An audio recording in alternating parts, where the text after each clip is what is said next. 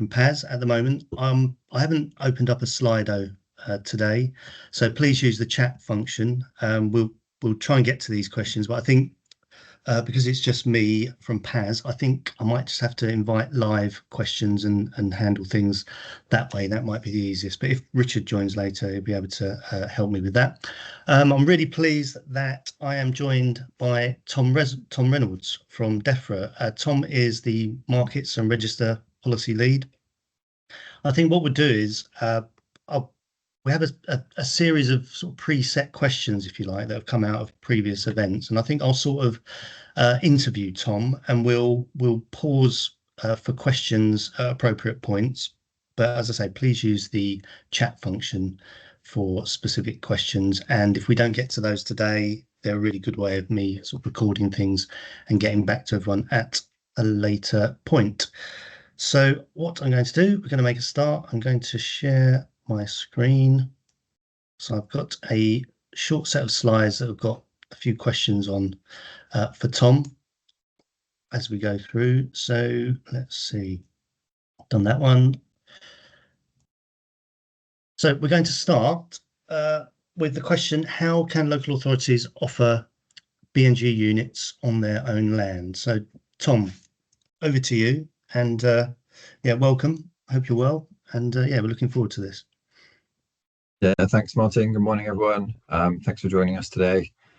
Like Martin said, this is a rerun of one we did maybe a month ago now, but we had little time to prepare it, and I was losing my voice at the time as well, so we sort of muddled through and didn't record it with a small audience. And this is the second go with a bigger audience and a recording for everyone else who can't join as well. So these sort of 10 or so questions are pre-prepared.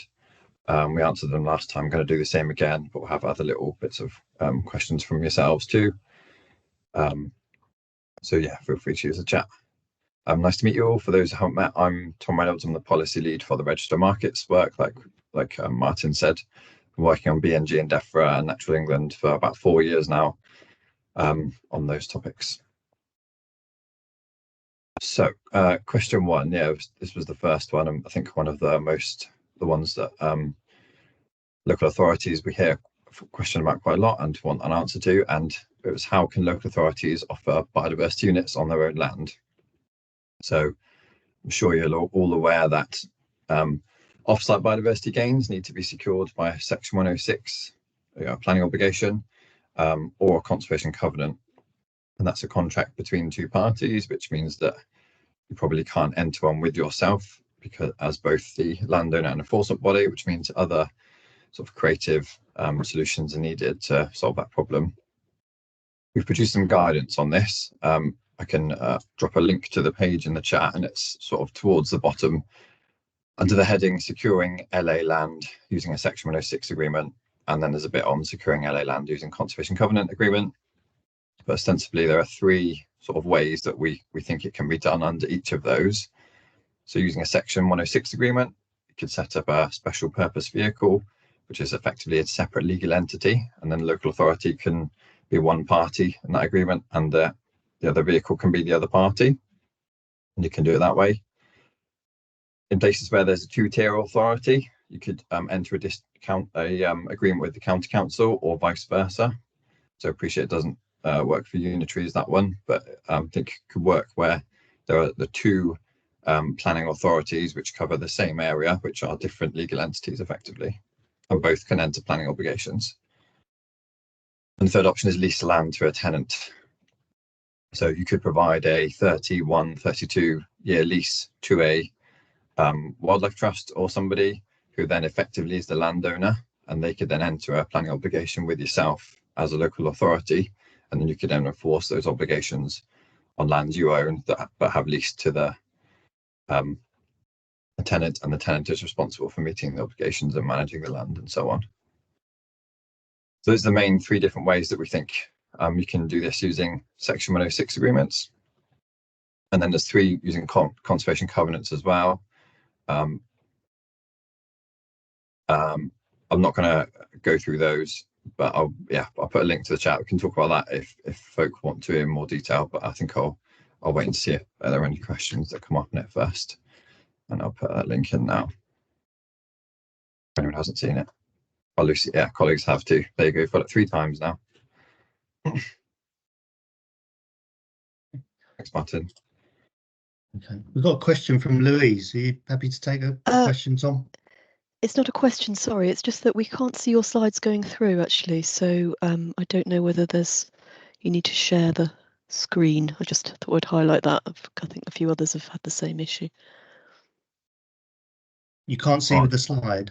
I can see it okay. Can anyone else see it? Yeah. The slides have just got a question on it. Okay. I can see it too. Yeah. Yeah, so I haven't prepared lots of, this is mostly going to be me talking, Louise. I've got a few diagrams for question 2, I think it is, but otherwise apologies, sorry, I thought there may have been something. Sometimes these things get stuck on a Monday morning. Apologies. Yeah. No, it's just questions. Yeah, I should have made that clearer. Yeah, we're framing the questions. Tom's yeah, this is going to be Tom's content. We are recording this, so you can make notes, but you don't have to, because we'll make this available. Sorry, I should have explained that. Okay, do we want to move on, Tom? Yeah, if no other questions off the back of that one that are relevant or that you want to pick up.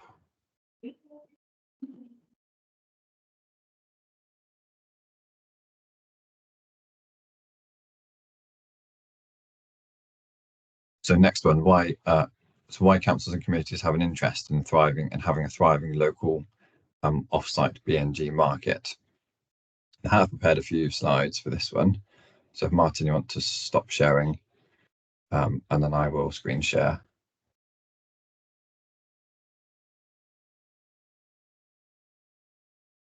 And first, there's a bit of a preamble here, and before we get to the answering the question, I just want to explain sort of different ways in which we think this can work, because we've designed the market in a certain way with a certain idea, basically.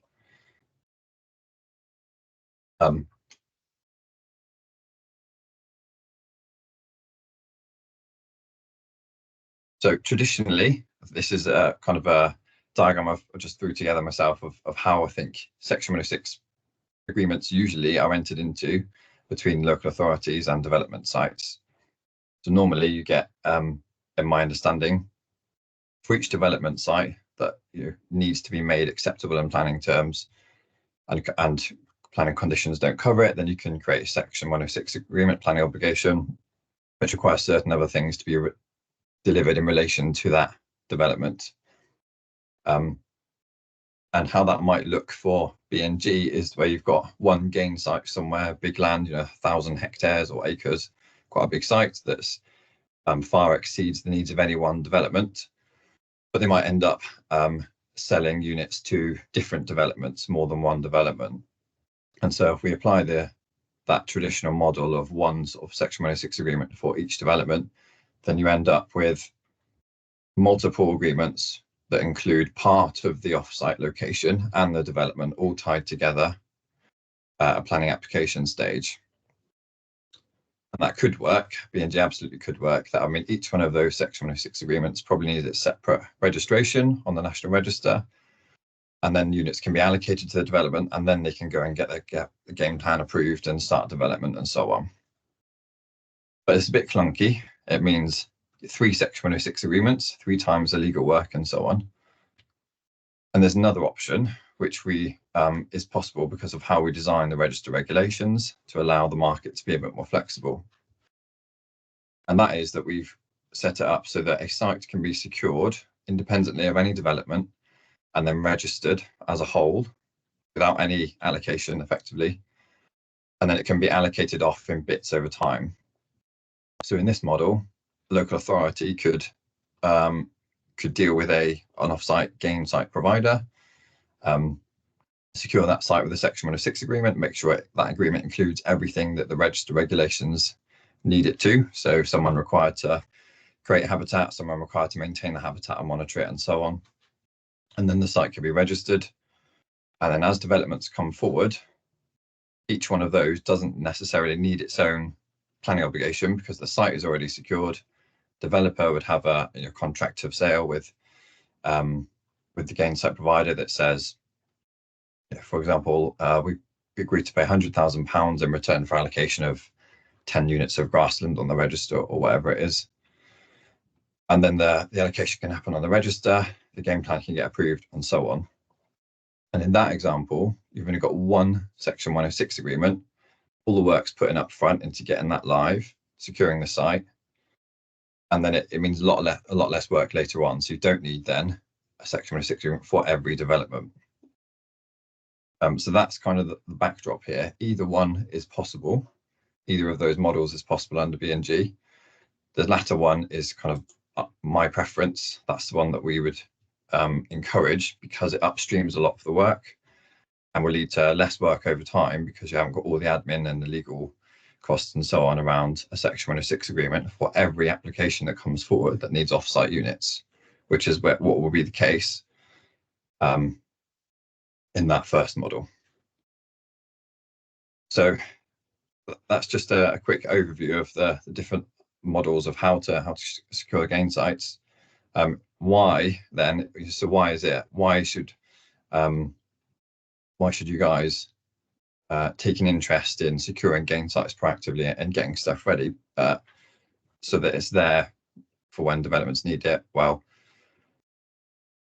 I think firstly it's that sort of the cost one, the time saving and the financial saving of shifting the work upstream, getting it done in advance, means that there's going to be a lot less work later on. Secondly, I think if you want gains in your local authority area and not to go outside of the area, then that's another good reason to be proactive and care about whether there is an offsite market and to help facilitate the establishment of that offsite market. So if your local authorities around you are doing this and you're not, then through BNG, local developers in your area could purchase offsite gains from those other places next to you or even further afield if they're available, which means that the impact in your area will be getting offset with compensation elsewhere, which perhaps might not be something that you'd be very keen on. So that's another good reason to help facilitate the establishment of the supply in the BNG market. And that goes for credits as well. So if you don't want developments in your area to end up being to satisfy the BNG 10% gain target by using credits, which effectively can be delivered nationally, could be anywhere in the country, then it needs to be a vibrant, viable offsite market in your area. Related to that, we've heard sort of some concerns about, lots of people saying at the moment, there isn't a market at the moment that's struggling to find sites and so on, and therefore might be pushed to credits. As you're probably all aware, the credits are aimed to be priced above the market for each habitat type, which means they're quite expensive. Now, potentially very small developments, if they're having to go to credits, they might end up having viability concerns, and then that might affect sort of other things that you guys have to think about and care about in applications like affordable housing contributions and other things. So I think that's another reason, if you want to keep the cost of doing BNG low enough that it doesn't affect viability and have a knock-on effect to other things, then it's worth engaging with the supply side of the market and helping to establish that supply side and make sure it's there and ready for when it's needed. I'll stop there, Martin. That's probably prompted some questions, but thanks. Yeah, thanks, Tom. Yeah, we are inviting a few questions here. So, Krista. Hi, Krista. You want to come in? Yeah, thanks very much for that, Martin, and hi, Tom. I'm kind of just raising just a couple of kind of things from a Greater Manchester perspective. Is that over the past kind of couple of years, we've been working with our 10 districts on, kind of bringing forward local authority-owned sites. So we've had, some NERF funding there, and we've been funding kind of like looking at how we can work with setting up a special purpose vehicle as part of our GM Environment Fund that the Lancashire Wildlife Trust manages, and that's an option for the 10 authorities. They can either set up something themselves, or they can kind of actually use the GM Environment Fund. What we've kind of found recently is obviously big hurdle that we've kind of got into in terms of setting up that kind of GM Environment Fund and the potential for the special purpose vehicle is actually a procurement issue, which actually is a really kind of key issue that actually, you know, in terms of thinking about all of this and how you do this in terms of entering into different agreements and looking at commissioning, let's say, the wildlife trust, etc. Local authorities, whether or not they lease their land or actually commissioning, you know, a special purpose vehicle to actually deliver services, need to procure those services. And actually, we've kind of hit quite a big stumbling block there in terms of that's quite a significant issue that that we haven't factored into that, and we need to look at the moment in terms of how we go forward with that, because potentially, in terms of this, you know, kind of original model that we had for a special purpose vehicle through GM Environment Fund, we've got to look at various options to break that down. So that's one issue, but also the other issue is actually how we support the 10 local authorities when they do actually get. So this is aside from their own sites, but actually when they're getting third party requests for Section 106 agreements, actually how do we best support them and how local authorities respond to them? Because ultimately, you know, they might not have the experience in house. You know, are there other templates like Buckinghamshire that they can refer to? But also, how do they understand what the monitoring and time requirements are in terms of the specialist advice that's needed if they are entering to Section 106 agreements? So we've been working with our ecology unit on that and with WSP consultants to actually look at, you know, how do we help support, you know, the 10 authorities on that. So two questions there basically about, you know, kind of obviously local authority owned land and then the third party applications coming in. Thanks, Krista. Do you want to come in on that, Tom? Yeah. Thanks, Martin. Yeah, thanks, Krista. Really good points. I think it'd be great to share the learning from your experience with others, so that and others with you that are going through the same process, because there'll be many in the same boat, and it'd be great to help each other out in that regard. And it sounds like a good reason to get started soon, because those things are probably going to take a little while. You know, the longer it's left, the further down the line that'll eventually be. Can you just summarize? I didn't pick up the questions in there. Can you summarize the questions for me that you were sort of posing? Yeah, so I suppose, I mean, well, question stroke issue really is, you know, we've been looking at kind of setting up a special purpose vehicle through our GM Environment Fund to support the local authorities bringing forward their own sites, but also the 10 authorities can actually bring their own sites forward without that special purpose vehicle. But either way, they're going to need specialist advice and kind of support on site to deliver this stuff, which gets into basically a procurement issue. And I'm just wondering really is, you know, have you know, yourselves thought about that in terms of actually the implications of rolling this out in terms of local authority land? And obviously we've got the likes of Plymouth that are kind of able to do that because they're doing their own service in-house as a kind of independent third party kind of business. But if you're kind of doing this on behalf of 10 authorities, it gets quite significant there. But also if you're commissioning out to third parties like the Wildlife Trust, that does kind of get into procurement issues there.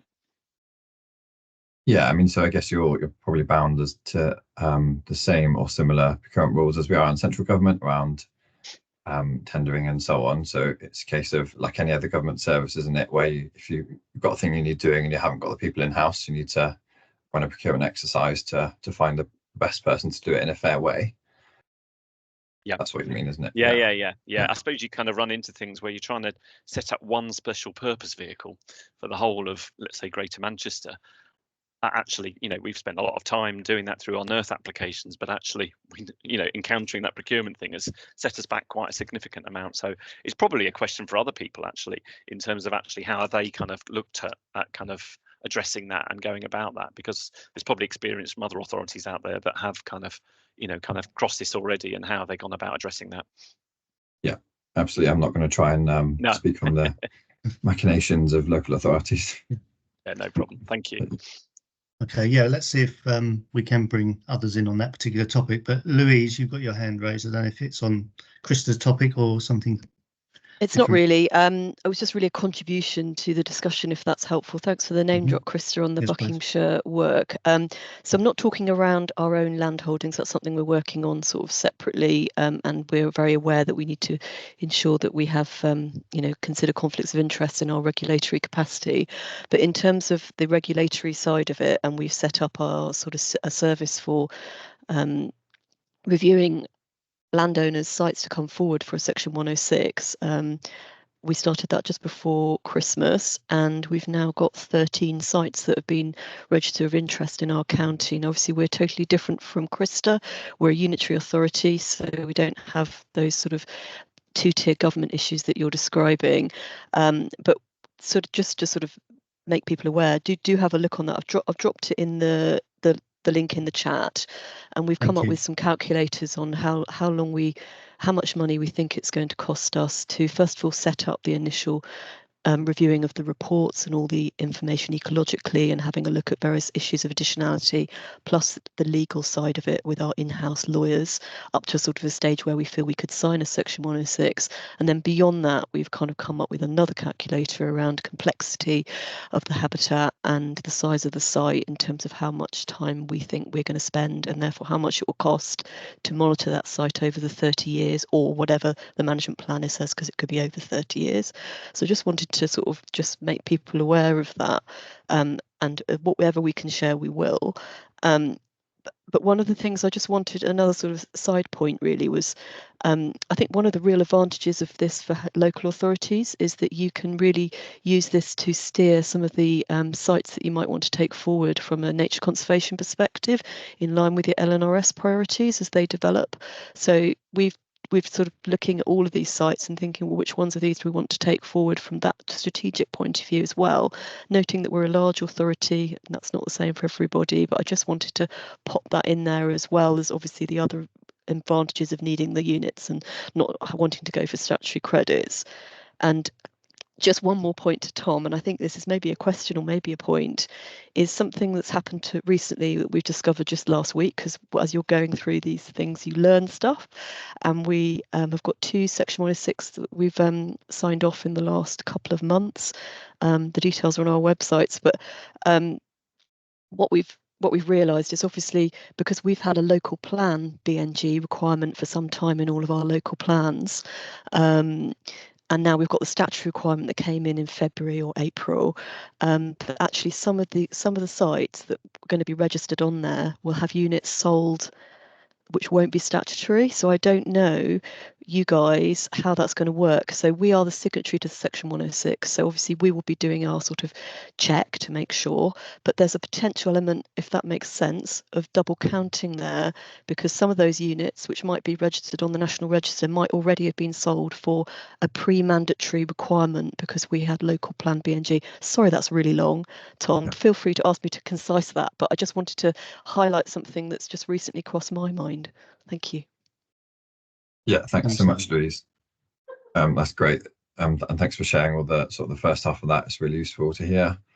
The question at the end, yes, I've heard that from elsewhere. And I think to avoid, there's a double, if you register gains that are effectively already allocated to a past development under non-mandatory BNG, and then don't allocate them, it will look like it's available when it isn't.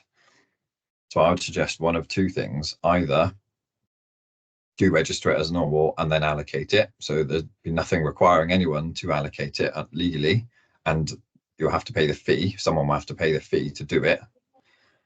But the developer might want it done because it shows, they've already gone through the sort of paying for the offsite units. They might appreciate that, actually paying the small allocation fee and having that done, so that it then shows that what they've achieved. Sorry, Tom, can I just clarify? Are you saying that we can actually allocate for sites that are not mandatory requirement? Is that what you're saying? Sorry, I don't quite follow. So to register a site has to be secured under a Section 106 agreement. Yes. And has to meet everything that mandatory BNG requires.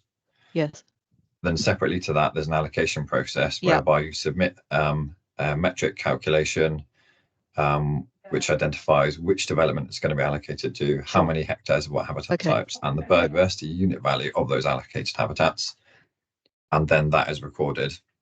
Okay, so you could do that for non-mandatory BNG, you could do that for pre-mandatory, sorry, I'll say pre-mandatory BNG. Okay, I didn't appreciate that, that's really helpful, thank you. There's nothing I'm aware of in the register regs or the process that prevents that happening, but no one's required to do it by those regs. No, I appreciate that, but it might be helpful just to be sure that people realise it's allocated. Thank you very much, appreciate that. The other option I was quickly going to say is you could cut that out of the area that you're allocating. So the Section 106 might cover a slightly broader area, but you take that out of the metric file that you use to upload the data that you want to register as a gain site effectively. So just shrink the gain site to cut that bit out. It would be the other option. Okay, thank you. So I'm just going to go to a couple of questions in the chat, Tom, on the topic you've just been discussing. Simon Quidlan has asked about the models that you display. The latter model, contract will not run with the land like a Section 106. So it seems that it's only a contract between a person and company to purchase units. What happens if the person company moves the development site on? Do you have legal advice saying it will work? Yeah, thanks, Martin. Yeah, so this is the model we're talking about here, right? For anyone who's just joined, where we're saying in advance of any specific development, a local authority could proactively engage with a landowner to create a Section 106 agreement, which binds that land and future landowners of that land, and does everything that BNG regs require it to. So someone's required to create or maintain or enhance habitat. Someone's required to maintain it for a minimum of 30 years thereafter. Someone's required to monitor it. Principally, it's those things. There's some other bits as well. Once that happens, that site can then be registered. And then once it's registered, it can be allocated to a development. Regardless of what happens to that from that point. So if a developer comes along, they buy units from that gain site, those units are allocated, the allocation is recorded on the register. Then they can submit their game plan for approval, providing everything else is right, in the game plan. Yourselves can then check the register to see that yes, the units that are mentioned in the game plan are indeed allocated on the register, and then you're happy that 10% gain target has been met. Then you can discharge that condition. Developer can start development.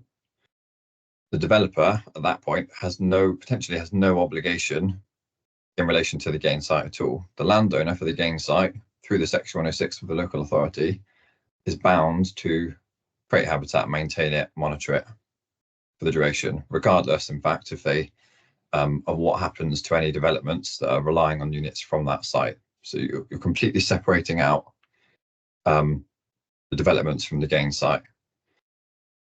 That means one Section 106 agreement, one habitat management and monitoring plan for the whole site, and you can have it ready at scale, and it'll be a lot sort of neater and clearer in my mind. If a development then, I'm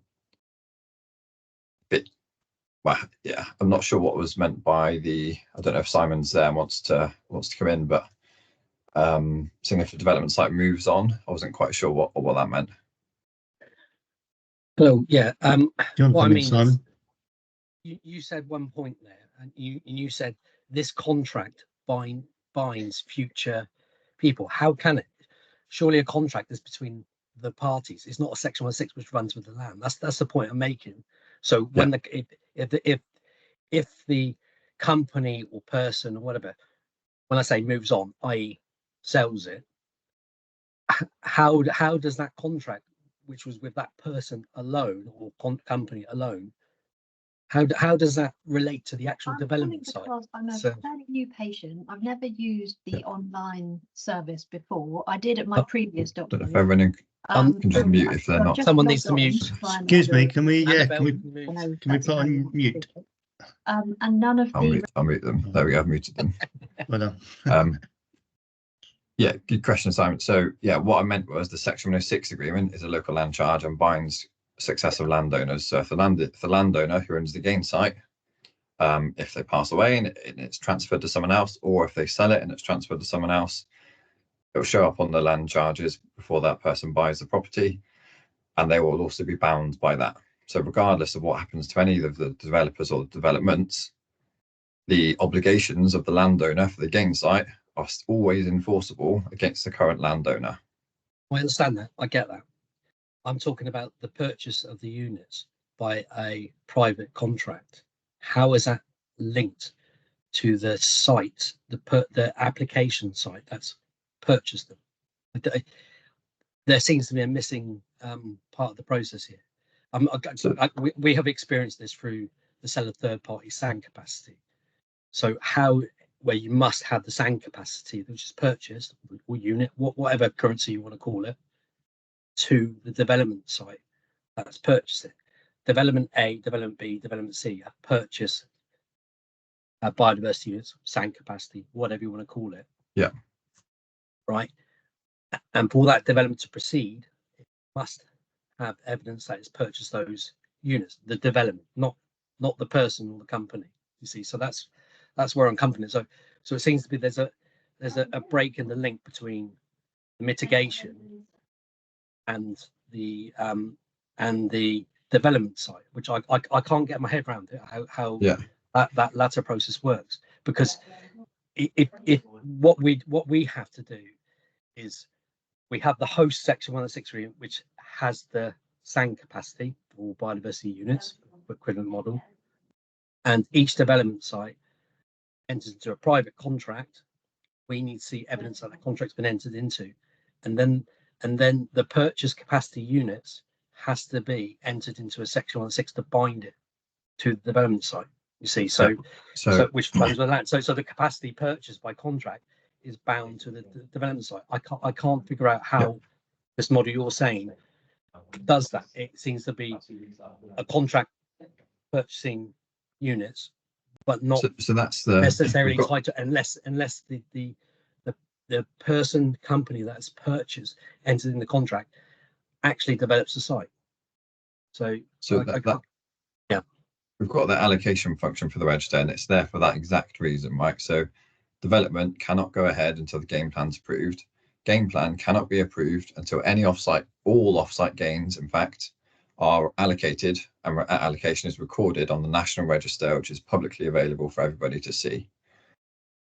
And offsite gains have a value to the landowner, so they're not going to permit allocation to anyone, because it has a value to them. It's creating a market for biodiversity here. So landowner is only going to allow the allocation if they've got a signed contract with a buyer, but if they know they're going to get paid, essentially. So the contract is the thing that gives the landowner assurance and it makes them agree to recording that allocation on the register. Once that's happened, that is your public record. It's your record for the local authority of the link between the gain site and the development site. So for SANGs, I'm assuming you haven't got a register which records all SANG sites and the allocation link there. That's the difference, I think.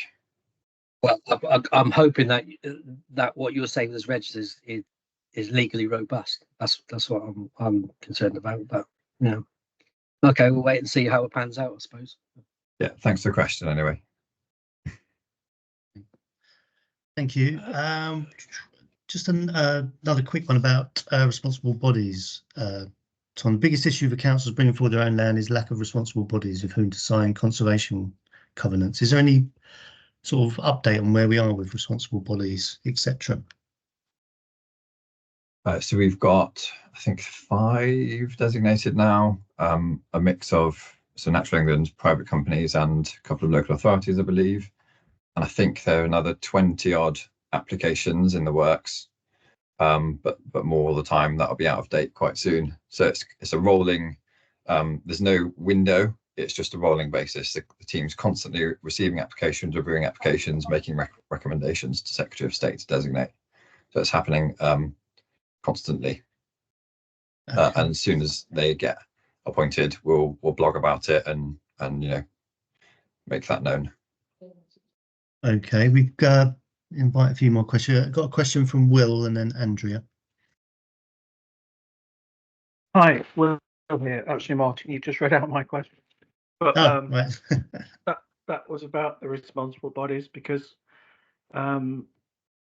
we have, as I'm in Salford in Greater Manchester, and again, we've been quite proactive in identifying a number of council-owned sites that we want to bring forward as BNG offset sites, but because of the nature of the sites, they're not suitable for leasing to a third party, because we already manage them for other purposes as well, and we don't have the capacity to set up a special purpose vehicle. So we've gone as far as getting BNG management plans, and it is really frustrating that the total lack of responsible bodies, 5 covering the whole country, is clearly not sufficient, is meaning we can't make progress at the moment. And I was on a call, one of these calls, maybe a month or so ago, when we were promised that a lot more would appear in the very near future, but it's causing a real headache. And again, my perception from being on these calls, in some parts of the country, the market led by private providers in offset sites is working reasonably well, but in some parts of the country it's not working at all. We haven't got any sites in Salford, and there's very few within the wider Greater Manchester area, so it's a real issue. And the issues that you described about mitigation, going elsewhere, which would be very politically unacceptable, and viability, are very real issues that are happening now. So it needs urgent action, really. And again, even 20, I don't know if 20 responsible bodies will have sufficient geographic coverage. And then there's the issue, once we have those, we've got this thing that we have to go through procurement. We can't just ring up a responsible body and say, will you be our responsible body? Our procurement legal advice is we'll have to go through procurement exercise. So what's happened is that the market has failed to deliver the correct pieces in time for it coming in, which is creating a real headache at the moment. Yeah, thanks, Will. Yeah, thanks, Will. Are you talking, is there a local wildlife trust or a body that you would like to be the responsible body? Are you talking to them and encouraging them to take up that role and saying, if you do this, then? Yeah, again, those discussions are happening, but ultimately, as an individual local authority, we can't force people to do that if they don't. No. If they don't want to. I don't know who did the government anticipate would be responsible bodies, because clearly when that mechanism was put in place, it must have been envisaged that there would be a good coverage of responsible bodies and which sort of bodies might want to step into the market. I mean, to be fair, I would have expected Wildlife Trust to have moved into this space, but I don't know if they're seeing it as something that it's not really an attractive proposition for them. I don't know. Again, I must admit, I was surprised that the private companies are coming into this space. I don't know if that was the original intention, that private companies would fill this void. Yeah. I agree. Again, Will. it's sorry, go on. With the local nature recovery strategies, the government identified who are going to be responsible bodies, but leaving it to the market, like I said, and the market's failed at the moment to deliver them, and it's like I said, it's causing a real headache. So are you having any discussions encouraging people to be responsible bodies? Like to touch, so we've got a blog planned about trying to promote it. We're not having, that I'm aware of, direct conversations with any particular organisations. Like you, I would have expected wildlife trusts and similar to jump at this, and others operating in that space, so local nature recovery partnerships, responsible authorities for LNRS, as you mentioned, the players that are already operating in this sort of area. They could be creating the local nature recovery strategy and then also offer the agreements to secure the sites and get them ready for the BNG market. That would go quite nicely together, for example. If you hear anything that's sort of tangible from Wildlife Trust or others that you're talking to that you would like to be responsible bodies about why they're not interested in it or what the concerns are, then do let me know. I'd be interested to hear what those might be. Yeah, this is a known and sort of live issue, Will, and everyone. And I think, well, Planning Advisory Service and LGA, we're talking to government about this and just keeping an eye on the development of this market, because for the reasons you say, Will, I don't know if we can say the market has failed, but I think, yeah, it's slow. It's slow, and that causes issues, particularly on off-site and smaller sites. So yes, it's not being ignored, Will. I think it's acutely known at the right levels, and we'll sort of keep talking to government about that on local planning authorities' behalf. Can I bring in Andrea, who has a question? Hi. So my question is for Tom's model. It's going back to Tom's model, and it's kind of in two parts. And it may be that I'm confused, but I was wondering why developer A, so it's the contract for purchase units model that I was looking at. And I was wondering why developer A would enter into a section 106 to agree to deliver more BNG than they need in the first place, because they're tying themselves up in a legal agreement to do more than is required. And then the second part of the question is there possibly a profit incentive? So can developer A charge developers B and C a lot more for BNG, i.e. is it an open market with, and they can charge what they like? I'm just wondering why people would do it. Thanks. Thanks, Andrea. Thanks, Andrea. Do you mean this one I've got on screen now? Yeah, that's it. Yeah, so so in this one, I think the assumption is developers won't. Yeah, they will deliver 10% gain and stop there at 10.01. Perhaps that's cynical, but I think they won't seek to pay for more gains than they need, and that means that the gain site, which is highly unlikely to be exactly the right size, producing exactly the right number of units that any individual developer needs, is going to have to be chopped up effectively by different Section 106 agreements into the right size, because developers I don't think will want to, and maybe they will, I don't think they will want to buy more gains than they need.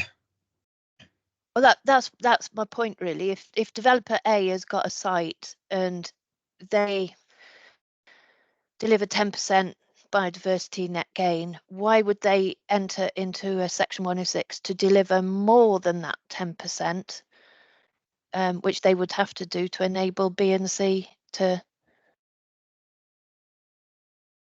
come forward and deliver theirs? Yeah. Sorry, it's not that one. It's your slide number 6. Oh, okay. I'm talking about, yeah, this one here. So yeah.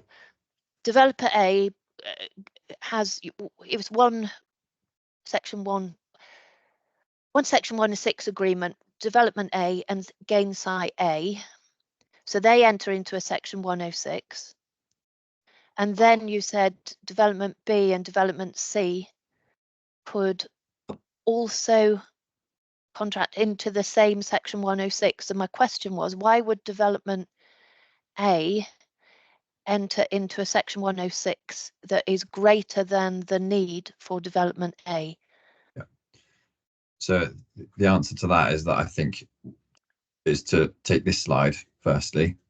So in this model, we're assuming that there's no the Section 106 is not related to any development. So none of the developers are party to the Section 106 that secures the gain site. It's a standalone thing.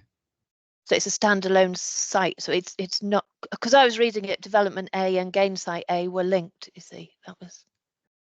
No, sorry, I've just, yeah, you can take the A off if you like and just call it gain site, because there's only one throughout all the examples. I'll just call it A for some reason. But whether it's, yeah, it's called A throughout. But yeah, so it would be a standalone thing secured independently of any development. Then when development A comes along, all other things aside, it doesn't need to enter a Section 106 agreement with the local authority, because local authority knows perhaps it's already, developer has already reached an agreement before it's even comes to planning permission stage potentially, and can indicate to the local authority that it's going to rely on these gains here, and it's got a contract signed with them for this many of these gains for this habitat type. Okay, so I think I understand now. So if we say, I'd misinterpreted your slides, sorry. So if we say gain site A, for example, was a local nature recovery strategy site, and then development A purchases units into that, and development B and development C, and the section 106 isn't to do with development A, B or C. Exactly, yeah. Right, yeah, I got it now then. Thank you for that explanation. No worries. Thanks for asking, because it's if you don't understand the slides, then it's likely that others don't. So thanks for asking to clarify. No problem, thanks. Yeah, thanks, Andrea. Yeah, I encourage these sorts of questions because it isn't 100% clear all of the time. Chrissa, would you like to ask your question? Yes, hi, I don't have a question. I'm following everything very, because a lot of interest. I'm a lawyer, by the way, and I didn't want to get involved because I know the lawyers not always can be helpful. But in case I can be helpful for this, I am advising Cheshire West and Chester, and I identified another option for local authorities at the moment that they can use if they want to enter into Section 106 agreements with, potential habitat banks or other people that they may use the local authorities' land for offsite units. So apart for SPVs and apart from all the options that the guidance provides, I think, not only I think, there is also a potential between two authorities to transfer powers to each other. So if an SPV is not an option, obviously if there is no responsible body in the area to allow for this option as well, then one authority can transfer to the other authority their power, their planning powers to enter into Section 106 agreements. So one authority enters into these Section 106 agreements in their capacity as a landowner, and the other enters into the Section 106 agreements in their capacity as the planning authority, and vice versa. Obviously, the problem will be to find this authority and exchange those powers. And this is only really applicable for unitary authorities rather than counties and district councils, which I think that they can do this already. So there must be another solution for the time being. And that's all I wanted to raise in case it is helpful. Thank you. Thank you. That's really interesting. I don't know if you've come across that, Tom, but yeah, it sounds interesting. We'd like to keep an eye on that, Chrissa.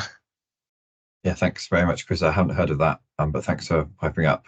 Similarly, I will share the powers under which these, there are powers, standard powers under the Local Government Act, and they've been there forever. So the problem is that you have to do them through full council. There are some other hurdles to go, but if there is no other option, then this is another option, really. I think when you started to work that through, it'd be really interesting to maybe do a session to hear how you're getting on with that, Chrissa, just as another option. I'm happy to help. Okay, thank you. Let's bring in Simon and then Des. Yeah, just quickly about the RB. I think it's more than 5 now.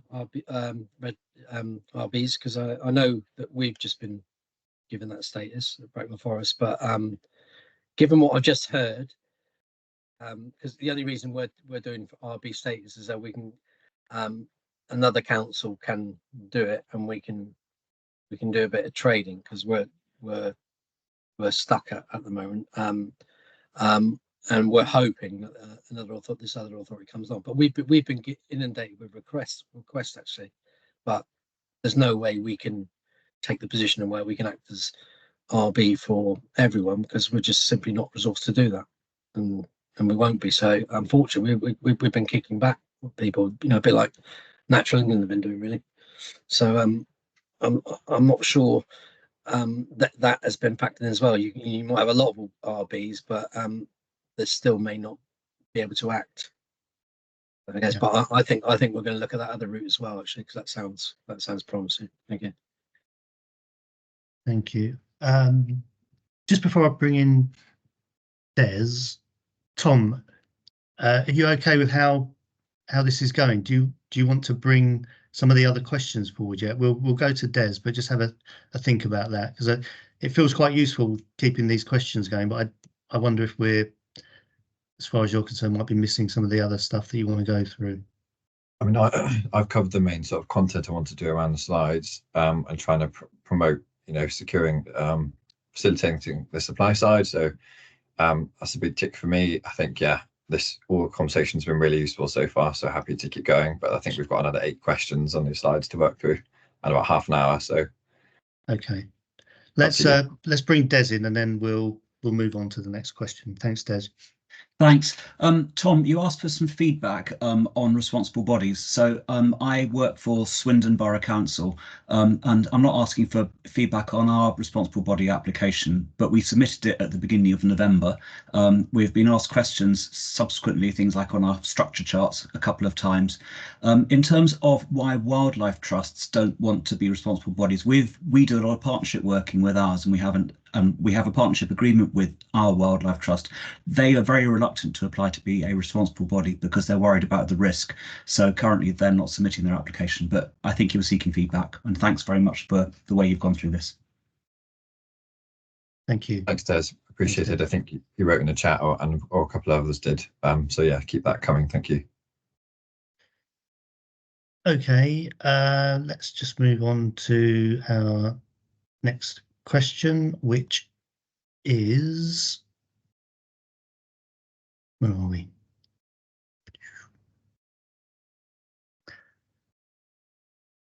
So this is one about resources, Tom. Has that come up?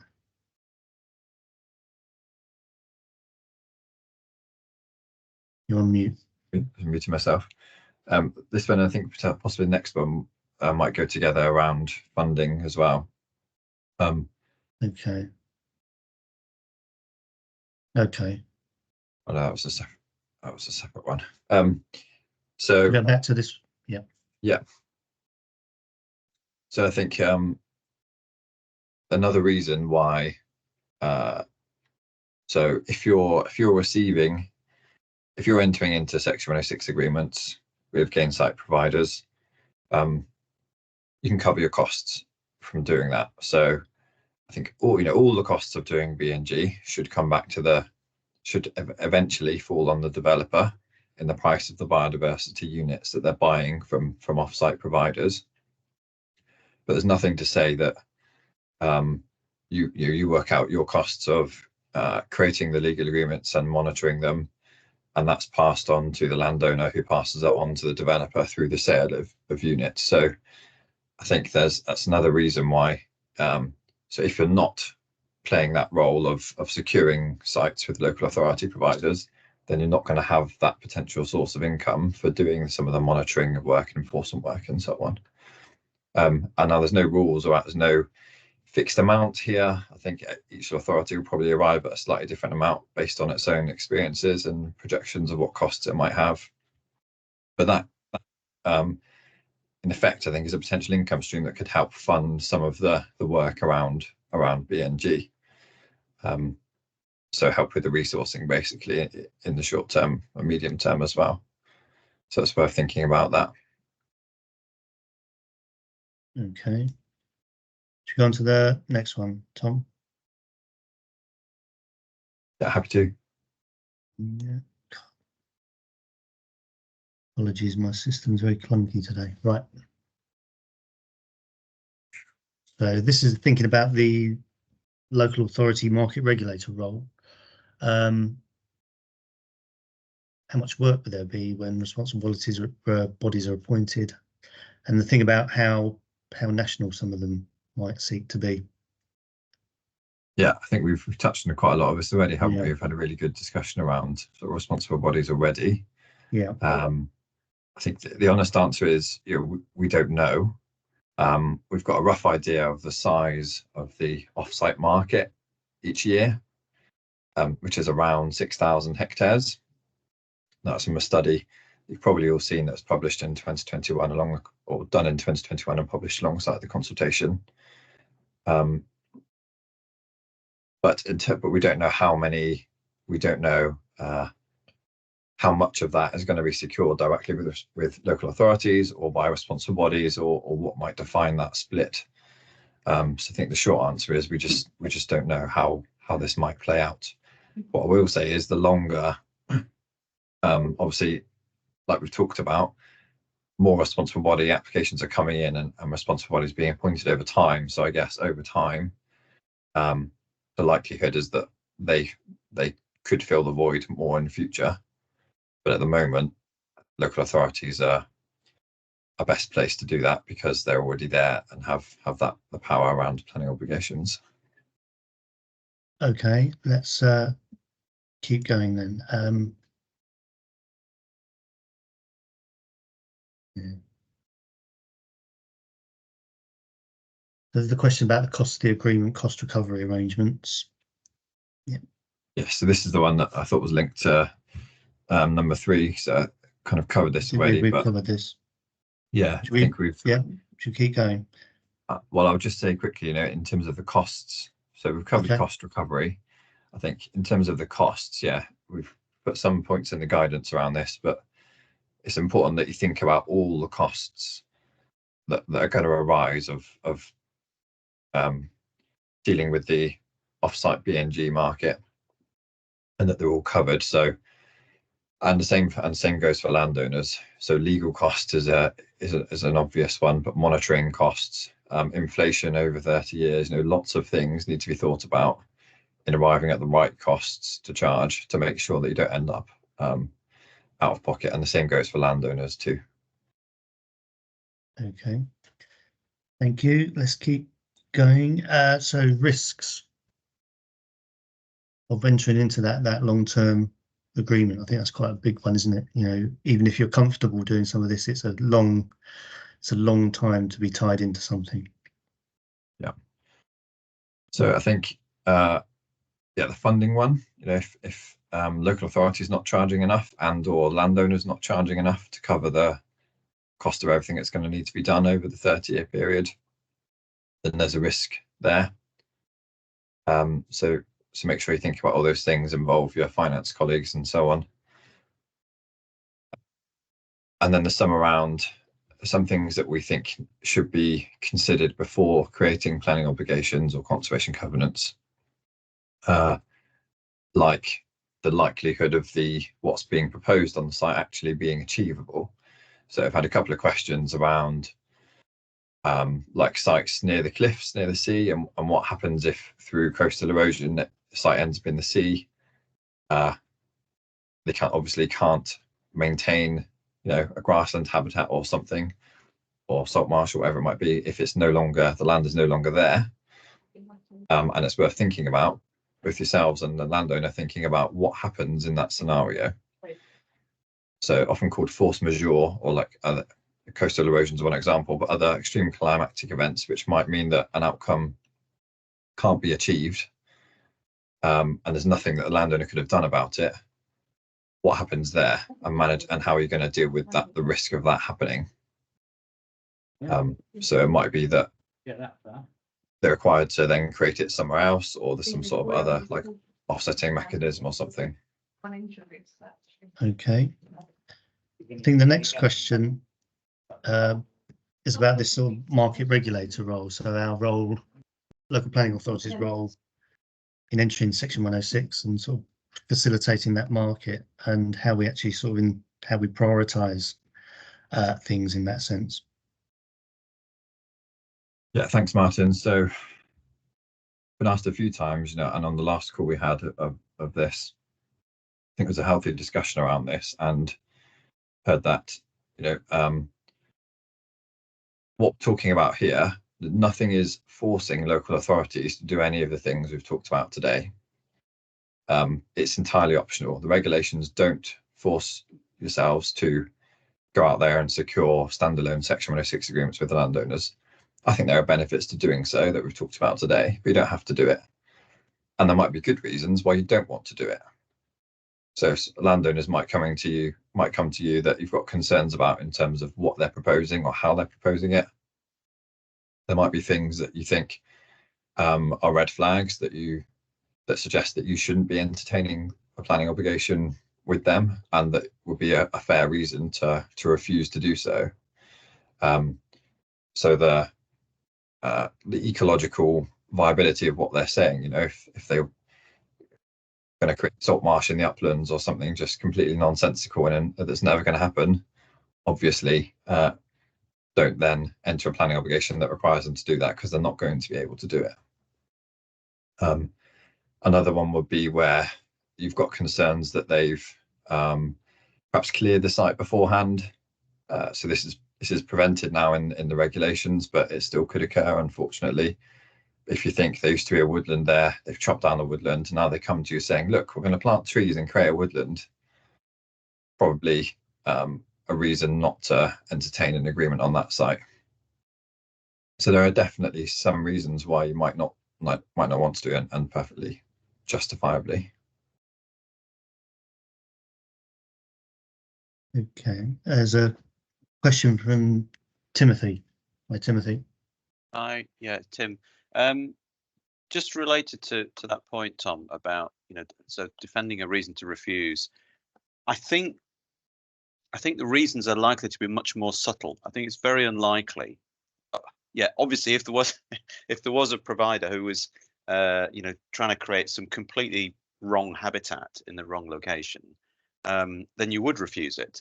But it's much more likely that these disagreements are going to come about where we have a sort of a kind of professional judgment opinion that we're not quite sure that they've made the best opportunities of the potential of a particular site, or that they've got the wrong mix. We might have, thinking of, for example, a coastal site, actually a grassland alongside an estuary, where it's grassland at the moment. It's got potential to become some salt marsh, but actually it pays better for them to create scrub on it, because of the risk, the risk multipliers for salt marsh.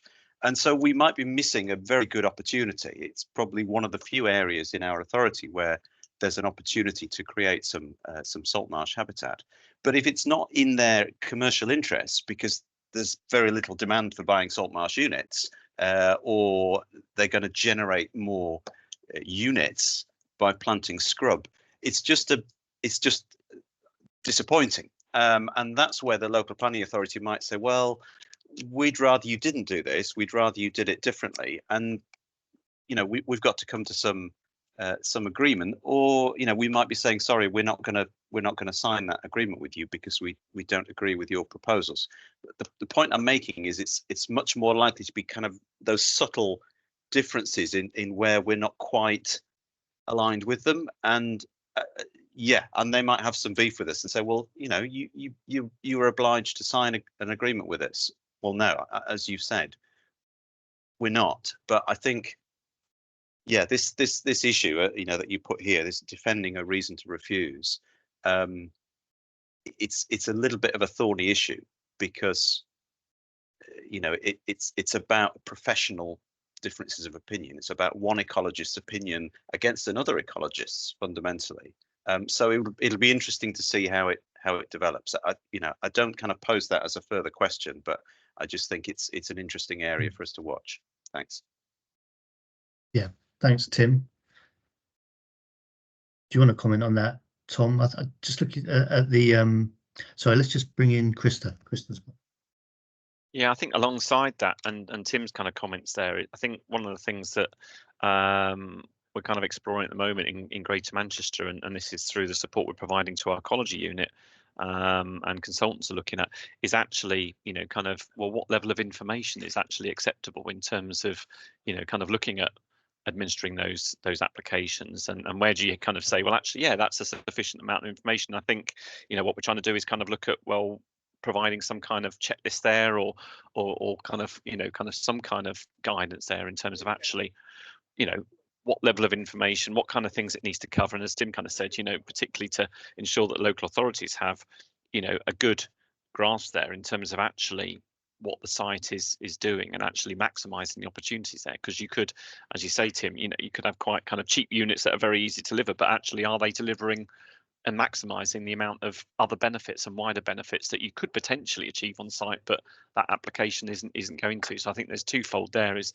you know, to what extent local authorities are comfortable with the level and content of information that's been provided, and then actually for them to make a decision that actually the proposals being put forward are actually maximising what could be achieved on site. Yeah, and a lot of those conversations is why sort of encouraging that early engagement between developers and local planning authorities. A lot of that, the earlier you get into those sort of conversations, the better. But yes, really interesting point that will play out. Hello, David. Morning. David Sutherland. Fine. So it's a really interesting discussion, because I think this is kind of a new area where we're having to kind of work through. So I can see Louise has kind of posted our Habitat Bank criteria, which is kind of like clearly a clear steer to the market in terms of where they should be looking at, in terms of criteria they should be following. You know, as having set up a Habitat Bank regulation service, we're now going through the exact, you know, issues that Tim was talking through about. We've now had, I suppose, 12 or so landowners, offsite providers coming to us saying we'd like to enter into an agreement with you. And we're obviously now having to come up with work through that in terms of justification of which ones we're going to take forward first. So we're kind of going through almost a scoring hierarchy to say which one is going to deliver the best outcomes for Buckinghamshire in terms of our strategic significance. You know, is it located in the correct spatial area in terms of our emerging LNRS? Do we already have sufficient of that habitat in place with kind of so it's kind of going through almost a set criteria in terms of which ones we're going to progress, and quite frankly, which ones we're going to say no thanks. And as already been pointed out, we do not have to do this. You know, this is a non-statutory function. We don't have to enter into a legal agreement with them. And I suppose it's not a case of we're refusing these. I think that's probably the wrong terminology, because you're making it akin to a planning application. It's not. This is how I see this. This is a long-term partnership agreement with an off-site provider that you're going into in partnership with as a regulator. So I would really interesting area, but I would kind of welcome this debate as it kind of emerges as to how we're kind of scoring these to come through and prioritise these, because I think it's a really interesting debate we're working through at the moment. Yeah, I mean, it's a bit like sort of classic, you know, you set your planning strategy, you do your call for sites, and then you have a site selection process that you work through to get the most appropriate sites. I know it's not exactly the same as that, but it's those considerations, isn't it? Krista. I was just going to come back on that actually in terms of David's point. It's a really interesting one, isn't it? Because, you know, and particularly if you have got information like, I know, David, you know, in Bucks, you know, kind of got a need and supply assessment. You know, we've obviously been doing similar kind of stuff in Greater Manchester to understand, well, actually, have we got sufficient number of units? Well, where's the demand? But I suppose this comes into quite an interesting point then, is actually when you're kind of saying, well, actually, if it doesn't kind of meet that kind of prioritising criterion, actually, we've got enough of these units. We haven't got enough of these, but you're providing that. What happens then in terms of actually an offset provider that actually is setting up a potential habitat bank to actually kind of sell units, you know, kind of nationally or other parts of the country? And how do you deal with that? Because obviously, you know, that will conflict with what you're saying in terms of your need and supply demand, won't it? So that's quite an interesting conundrum, I suppose. And have you kind of had to deal with that, David, you know, kind of in terms of the applications you've been having through, or is it just basically to meet local need? Come back, David. Thanks. I'd say it's a mix. So you're right. It's an interesting one, and it's not one we've ironed out, because we were having this debate as a team last Friday, Krista, when we're going through the sites. So you're seeing some sites which are very large coming through, which you're right, they're probably aiming at a much larger market, and probably some which are clearly aiming at our local market. So yeah, we're working through it. I think we're teasing, we're working through problems as they come across them. Thanks, David. David Page, would you like to come in? Hi, yeah. David Farragut from Northumberland County Council. Hi. I really like the Buckinghamshire approach to this, but I'm just concerned as the conservation covenant market develops, particularly with national commercial organisations being registered bodies, that if we're too fussy about who will have a Section 106 agreement with, people will just shop around and find responsible bodies to enter into alternative conservation covenants with instead. And I think that could really weaken our position. Yeah, it's a good point. Thanks, David. I think it sort of plays to what some of Tom was saying earlier on about encouraging us to get ahead where we feel that's appropriate. Tom, and just sorry, yeah. Just jumping back a bit to conservation covenants while I'm on, and as we accidentally became the first and for a while the only local authority on the register.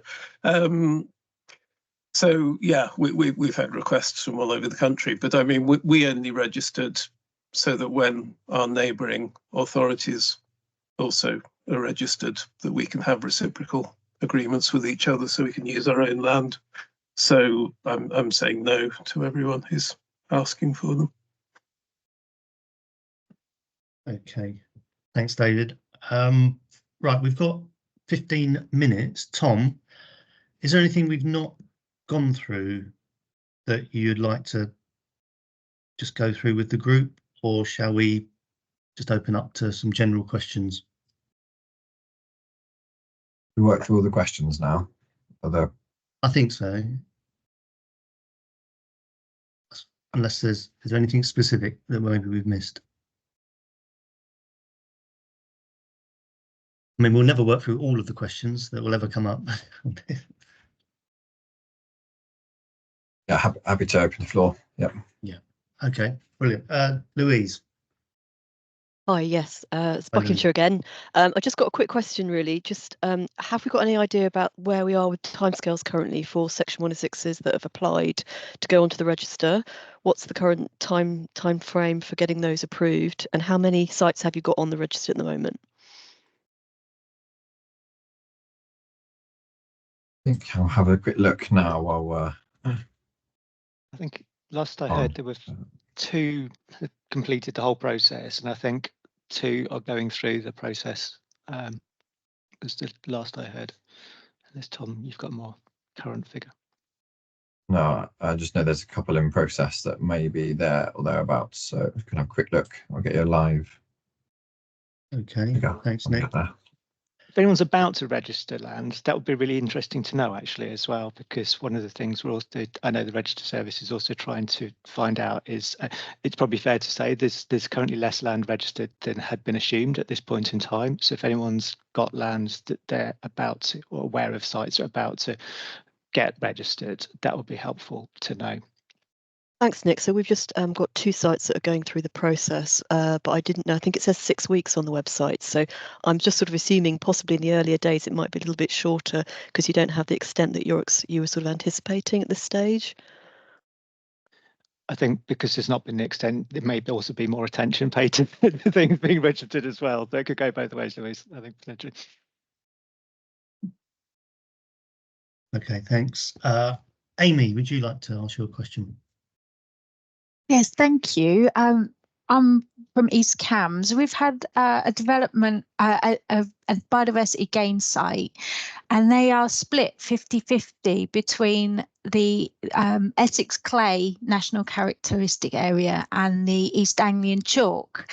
And they're aware that they can sell to their National Characteristic Area.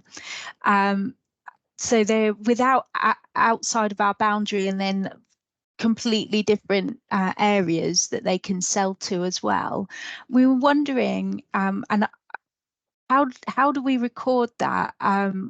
Do they record it on the register? Do they have to split their site on the register so they can sell to the higher value at the different national characteristic areas? Or is, because we're happy to sell to sign a Section 106 saying that parcel of land and management and everything, and we agree with the types of habitats and the units. It's just because it's split between 2 different national characteristic areas, we don't know what will happen. How will that work? Thanks, Amy. Yeah, great question.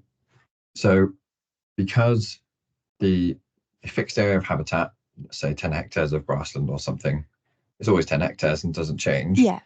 But because the biodiversity unit value can change depending on who your buyer is in distance, because of the spatial risk multipliers, which takes into account the local authority boundaries or the NCAs, as you say, it means that when we register it, we're recording the habitats and the sizes of them. We're not recording fixed biodiversity unit values at the point of registration, just recording the habitats.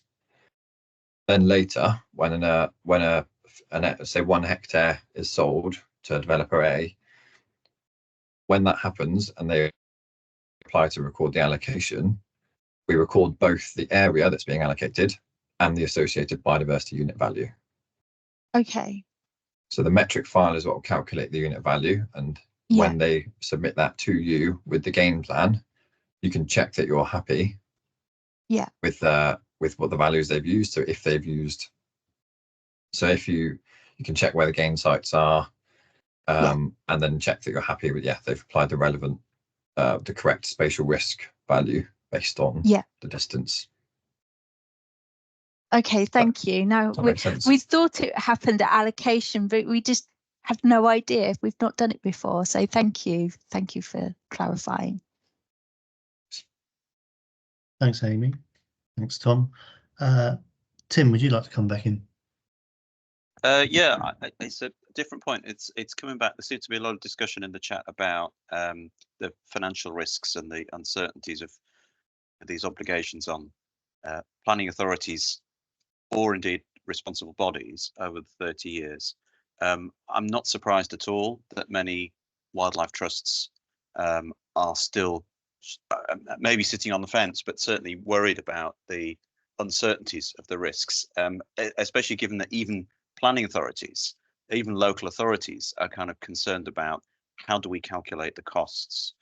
What I think is maybe helpful to people, and I know Bucks did a lot of work on this early on, and we kind of borrowed and adapted from their model of trying to work out a kind of calculator really for estimating what the costs would be to us over 30 years of monitoring a Section 106 agreement. So I found that the Bucks thing really useful. It looked really complicated when I first saw it and thought, oh no, how are we going to do this? And then we tried to figure out a different way of doing it and thought, well, otherwise you're just plucking figures out of the air. And so I found it useful to come up with a spreadsheet that did try and estimate and involved an inflation figure and estimated, not only how many years, how many intervals the monitoring is going to take place, but how much, how many hours or days we might expect an officer's time to be taken up reviewing, which point we might want to do a site visit. So fundamentally, you have to take a stab in the dark and make a guess as to what time you might be committing to this. And here's my crucial point. What I felt was really critical is that when we're trying to push this through and get a sign-off, political decision in the council for a schedule of monitoring fees, however we do it, the important thing for me is that we kind of build in some flexibility and say we're creating a kind of calculator tool, but we know things are going to change. We know that it's new. We know that we've got to,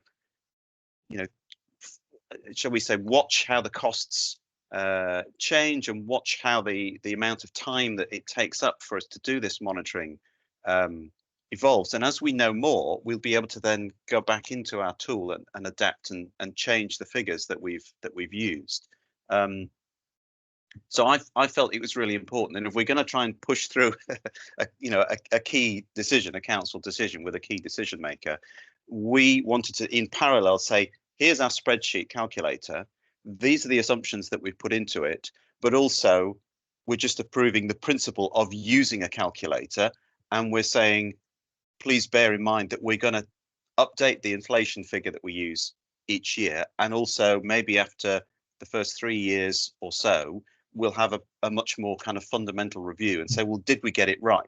You know, have we got the assumptions right in the calculator? Do we need to kind of change how that spreadsheet works? So it's not just these are the fees, and you know we've come up with a figure and this is what we're going to stick with, but it's also this is how we've calculated the fees. These are the figures it spits out now, but we will keep this in review because it's all new and we don't know what it's going to cost. We've taken the best guess.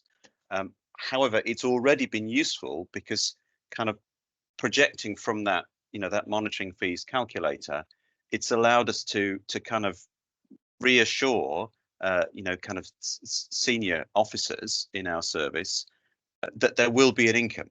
You know, we might have underestimated it, we might have overestimated, but you know, there will be a flow of money coming in through monitoring fees from Section 106 agreements, and therefore we can use that to sort of justify increasing the resource, increasing the level of staffing, and North Yorkshire's just, you know, going through a restructure because we just became a unitary last year. So it's been really useful for us to kind of point to that and say there will be a flow of income coming in, and which will build, so we can use that to justify growing our team. So I just thought I'd make that point because I thought that was really, really important for us, is that it's not just what fees, you know, what are the numbers, how many pounds is it going to cost that you're charging the developers, but also to make it clear that, you know, that will change.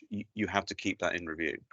Thanks. Yeah, I think that's a brilliant point, and a sensible, pragmatic approach. And it comes into, you know, we're going to be talking about monitoring later this week, and you know, to some extent that comes into that territory where you're monitoring, you know, what's happened with our Section 106s. Have we been undercooking it, overcooking it, and yeah, building that into this mechanism. I mean, we can't, until probably a year down the line, we won't know enough about this to know the answers to those questions. So we have to take the most pragmatic approach now and get some kind of cover for getting it wrong, essentially, politically, whatever that might be. David, did you want to come in on that topic or something else? Yeah, just following on from that, really. So I think for a habitat bank that serves a single development, I can get my head around estimating monitoring costs. We know how long it'll operate for. We can decide what years we're going to be doing monitoring and so on, and work out costs from there. But with a habitat bank that serves multiple developments, I mean, we won't even know how many developments it could potentially serve, or over what time period they will each enter into their 30 years plus the year or two habitat creation at the beginning. So we could have a single habitat bank, but in practice, it's a large number of individual habitat banks in effect, running over different time periods with different monitoring years and so on. So trying to work out costs in that context just seems vastly more complicated. I'm not sure if anyone's got any advice or help with that.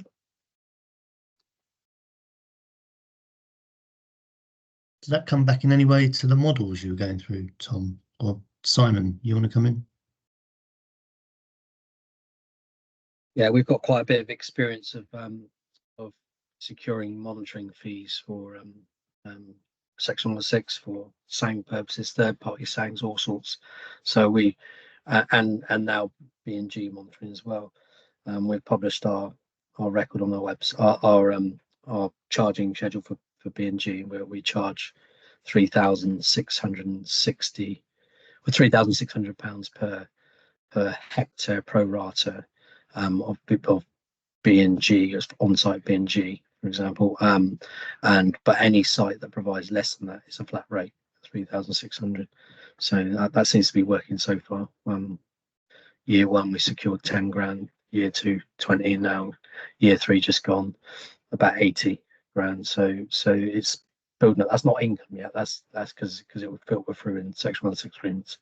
But it seems to be on a good basis on our SANG model, where this is my earlier point, but where we secure third party, someone purchases third party SANG capacity, then we charge between £800 and £1,000 for monitoring per agreement that's purchased. But I'm not quite sure how that model would work with this one here, where supposedly you don't need a Section 106 agreement to purchase off-site capacity. So that probably need working through, but that seems to work quite well for us. The model we already have. So okay, thanks Simon. Tom, might be the last word unless we get a few more questions. Thanks, Martin. Yeah, I'm just going to say I think that exact point is what is probably going to moderate the size of gain sites that come forward initially. So whilst we're saying, I think this gain site register fee is fixed, so there's an incentive to register large sites, but landowner might be disinclined to 1,000 hectare estate. They're not going to go and register the whole thing in one go, because they'd also be signing up to maintain it and monitor it for the duration, because those are prerequisites to getting on the register. So what we've seen, the first couple that have come in are small. I think one's 30 hectares. That's the bigger of the two that are on the register at the moment. And that is a parcel of land in a much larger estate. It's not nowhere near the entire thing. And they've got bigger plans for BNG in that area. But they've decided, right, this is what our first offering is going to be. This is what we're willing to commit and take a risk on. If we don't sell any units, they're limiting the risk to themselves in that scenario. So they're limiting their overall costs of monitoring and the works to create the habitat and so on. So I think it's a demand estimation problem, isn't it? How big is the demand going to be? How much should I commit to up front as a landowner? Yeah. Okay, thank you. Well, we've hit 11 o'clock, so I'm going to close the meeting. But before I do, just would like to thank everyone for their contributions.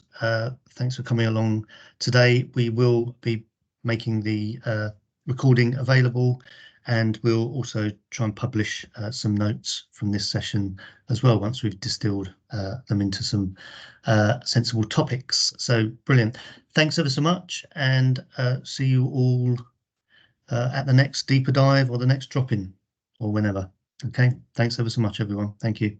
Thank you. Bye. Thanks, Martin. Thanks, everyone. Thanks for joining this morning. Have a good week. Yeah, thank you. Thank you.